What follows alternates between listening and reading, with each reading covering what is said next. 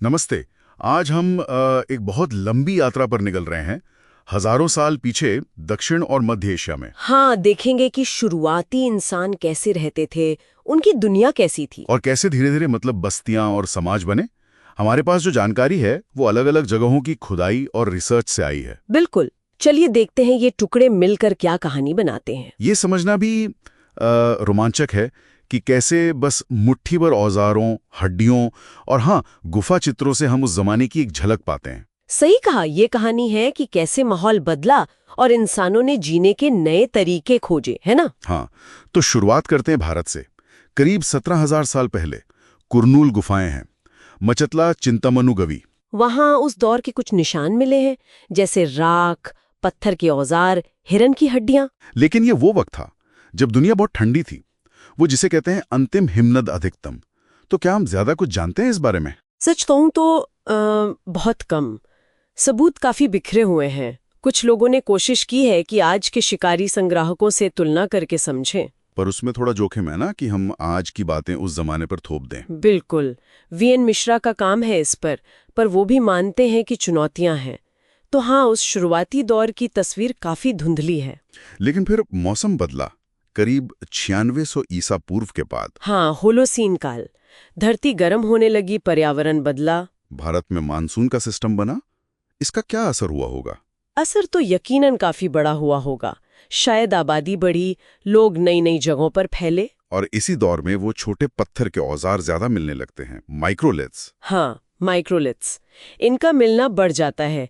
ये शायद दिखाते हैं कि लोग ज्यादा तरह का खाना खा रहे थे या फिर स्थानीय पत्थरों का बेहतर इस्तेमाल सीख गए थे। अच्छा, इसे ही मध्यपाषाण या मेसोलिथिक काल कहते हैं। जी हाँ, यही है मेसोलिथिक काल। और इसी मेसोलिथिक दौर की एक अद्भुत देन है भीमबेटका की रॉक आर्ट, लगभग 9000 ईसा पूर्व। हाँ, भीमबेटका। वो गुफाएं नहीं है, बल्कि चट्टानों के नीचे खुली जगह हैं। और उन पर कमाल के चित्र बने हैं, शिकार के, नाच गाने के, अलग अलग जानवरों के, गर्भवती हिरण भी है शायद। जी, और वो चित्र मेसोलिथिक काल के ही माने जाते हैं, क्योंकि खुदाई में वैसे ही औजार मिले हैं, गेरू के टुकड़े भी मिले हैं। यशोधर मतपाल ने 2 तरह के विषय पहचाने थे ना वहां। एक शिकारी संग्राहक वाला और दूसरा बाद का। हाँ बिल्कुल, एक शिकारी संग्राहक जीवन दिखाता है और दूसरा शायद बाद के दौर का, जिसमें युद्ध या शाही जुलूस जैसे दृश्य हैं। ये यूरोप की गुफा कला से अलग है ना। वो तो अंधेरी गुफाओं में छिपी होती थी। सही कहा। भीमबेटका की कला ज्यादा खुली लगती है, सार्वजनिक। मतपाल की व्याख्या भी यही थी कि ये शायद रोजमर्रा की जिंदगी का रिकॉर्ड थी, कोई गूढ़ रहस्य या रस्म नहीं। अच्छा, फिर कहानी और आगे बढ़ती है। गंगा के मैदानी इलाकों में दमदमा जैसी जगहें, हाँ, करीब 8500 ईसा पूर्व तक। वहां लोग गांव जैसे बनाकर रहने लगे थे। झोपड़ियां थीं, मिट्टी के गड्ढे थे। जीवन कैसा था? वही शिकार, मछली पकड़ना, कंदमूल। हाँ, वही सब। और क्योंकि वहां पत्थर आसानी से नहीं मिलता था, तो छोटे औजार मतलब माइक्रोलिथ और हड्डी के औजार ज्यादा महत्वपूर्ण हो गए थे। दमदमा, महादहा, सराय नहर राय, ये सब उसी दौर की जगह हैं। और वहां मिले कंकालों से भी तो काफी कुछ पता चलता है। बिल्कुल, पता चलता है कि लोग शायद साल भर एक ही जगह टिक कर रहते थे। उनके दांत घिसे हुए मिले हैं। वो क्यों? शायद मोटा अनाज या कंदमूल खाने की वजह से। और कुछ कंकालों पर चोट के निशान भी मिले हैं। चोट के निशान मतलब हिंसा? हाँ, शायद आपसी झगड़े या संघर्ष। कुछ पर तीर के निशान जैसे लगते हैं। ये उस समाज की एक झलक देते हैं। स्वास्थ्य, पोषण, सामाजिक जीवन, काफी कुछ पता चलता है। अब थोड़ा पश्चिम की ओर चलते हैं, सिंधु क्षेत्र में। मेहरगढ़, करीब 7500 ईसा पूर्व। यहां तो कुछ बड़ा बदलाव आया लगता है। हाँ बिल्कुल, ऐसा लगता है कि बाहर से लोग आए, शायद बोलन दर्रे के रास्ते, बलूचिस्तान में और अपने साथ जौ और बकरियां लाएं और खेती शुरू की। हाँ, लगता तो यही है। मेहरगढ़ में गांव बसा, कच्ची मिट्टी की ईंटों के घर बने, अनाज रखने के कमरे भी। ये एक नई शुरुआत थी। तो ये खेती का बुला पैकेज पश्चिम से आया? संभावना तो यही है। कॉन्स्टेंटिनी ने ईंटों में पौधों के निशान देखकर इसकी पुष्टि भी की, पर ऐसा भी नहीं कि सब कुछ बाहर से आया। अच्छा। यहाँ के लोगों ने स्थानीय ज़ेबू, मवेशी और भेड़ों को भी पालतू बनाया। जैरिक का शोध ये बताता है। और व्यापार बहुत महत्वपूर्ण था। व्यापार?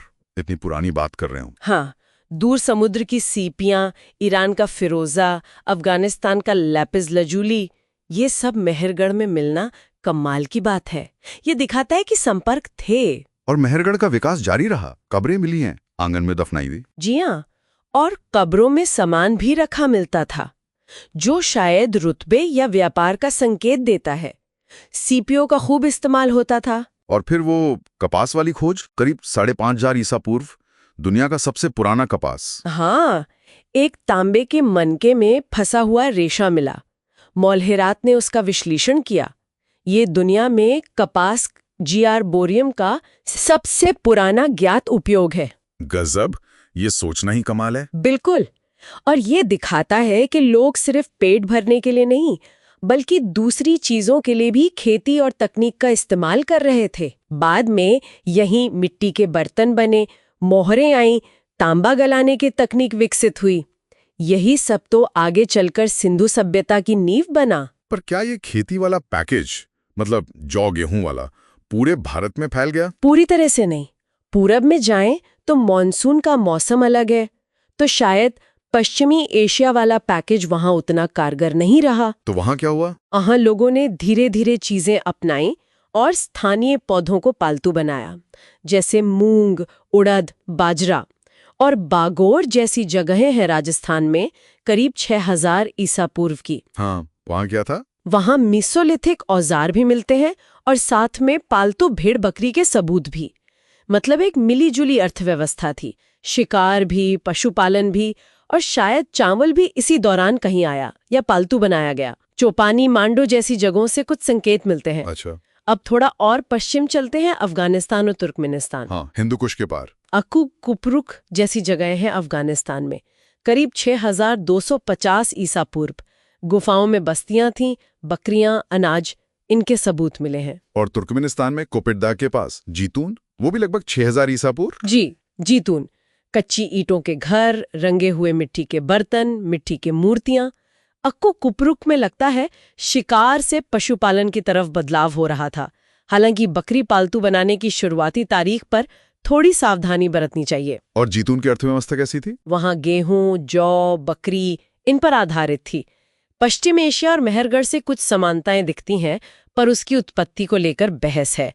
हैरिस और हिलमैन ने वहां खेती के अच्छे सबूत पाए हैं, लेकिन शिकार, खासकर गजेल का, वो भी जारी था। अब और पीछे चलते हैं, मेसोपोटामिया की जड़ों तक।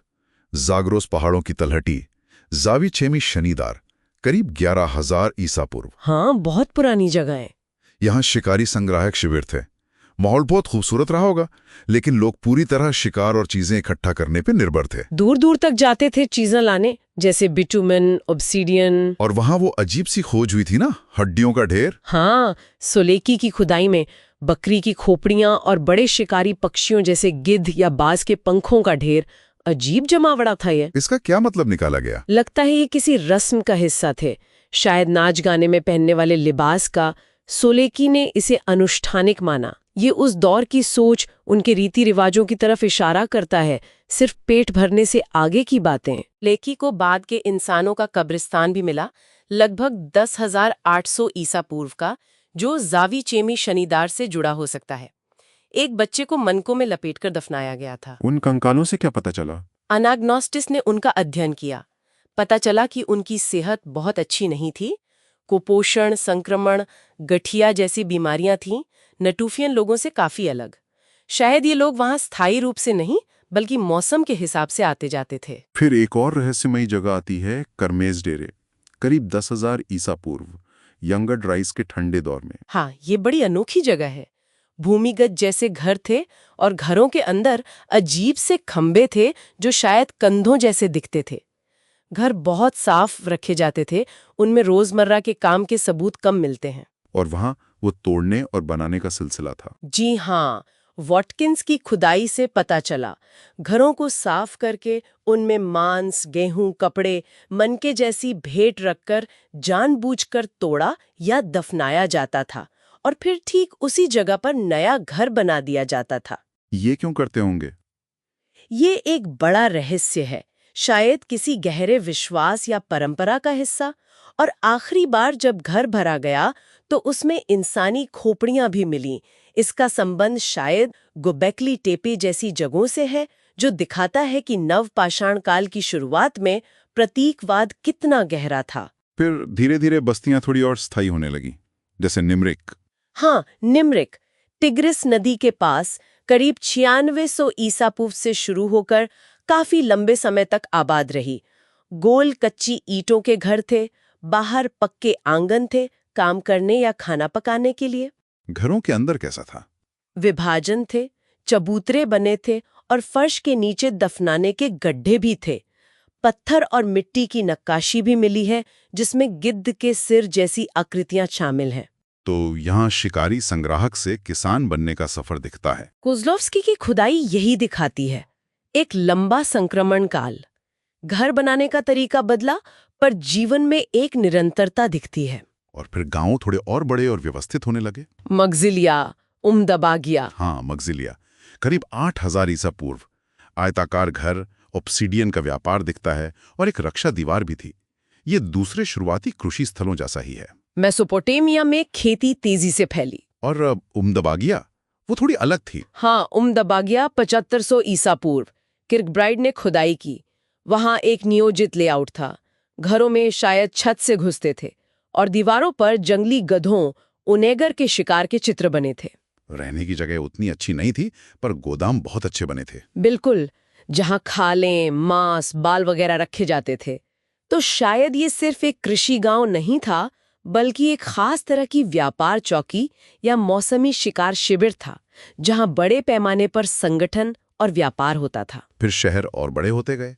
टेल सोटो, यारिम टेपे। हाँ, टेल सोटो 8000 ईसा पूर्व एक छोटा कृषि गांव था।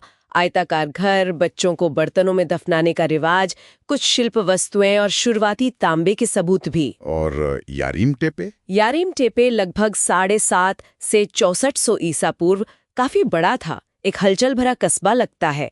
प्रभावशाली मिट्टी के बर्तन, तांबे का काम। और वहां वो गोल थोलोई संरचनाएं थीं। हाँ, उनमें क्या था? उनमें वयस्कों के कटे हुए शव दफनाए जाते थे। ये प्रथा शायद सिर्फ वयस्क आबादी के लिए थी। यारिम टेपे हसूना संस्कृति से जुड़ा है और ये कस्बों और बढ़ते व्यापार की ओर इशारा करता है। तो ये सब मिलकर एक बड़ी तस्वीर बनाते हैं। हसूना, समर्रा, हलाफ काल। बिल्कुल। हसूना काल लगभग 6800 से 5600 ईसा पूर्व एक महत्वपूर्ण मोड़ था। फिर दक्षिण की ओर विस्तार हुआ। समर्रा संस्कृति, जैसे टेल एस सवान, जहां सिंचाई का इस्तेमाल शुरू हुआ, मवेशियों का महत्व बढ़ा। और हलाफ काल लगभग 5000 ईसा पूर्व के बाद में मेसोपोटामिया में एक तरह की सांस्कृतिक एकता दिखती है। एक जैसी मिट्टी के बर्तन, मूर्तियां, मोहरें, जो शायद मिल्कियत या व्यापार दिखाती थीं। व्यापार नेटवर्क और फैल गया, कस्बे और बड़े हो गए। ये सब मिलकर उस जमीन को तैयार कर रहे थे जिस पर आगे चलकर दुनिया के पहले शहर और सभ्यताएं उगने वाली थीं, जैसे लेखन और बड़े शहर बाद में आए। तो हमने भारत में बर्फीले युग के शिकारी संग्राहकों से शुरुआत की, भीमबेटका की कला देखी, गंगा के मैदानों और मेहरगढ़ में शुरुआती खेती को समझा, और फिर मेसोपोटामिया के उभरते कस्बों तक पहुंचे। हाँ, ये दिखाता है कि शहर बनने से बहुत पहले ही, मतलब हजारों साल पहले ही, इंसान ने कला, खेती, व्यापार और काफी जटिल समाज बना लिए थे। सही कहा। ये कहानी है धीमी गति से होने वाले बदलावों की, माहौल के साथ तालमेल बिठाने की, और हाँ, इंसानी सरलता की। हर छोटी खोज, हर नई बस्ती अनजाने में ही सही भविष्य की उन बड़ी सभ्यताओं की नींव रख रही थी। उम्मीद है कि इस सफर में, इस पूरी चर्चा में कुछ नया जानने को मिला होगा। ये जानकारी कैसी लगी? मतलब क्या कोई हिस्सा ज्यादा दिलचस्प लगा या कहीं हम और बेहतर तरीके से समझा सकते थे? हाँ, आपकी प्रतिक्रिया हमें जरूर बताएं। ये हमारे लिए बहुत मायने रखती है ताकि हम इसे और बेहतर बना सकें।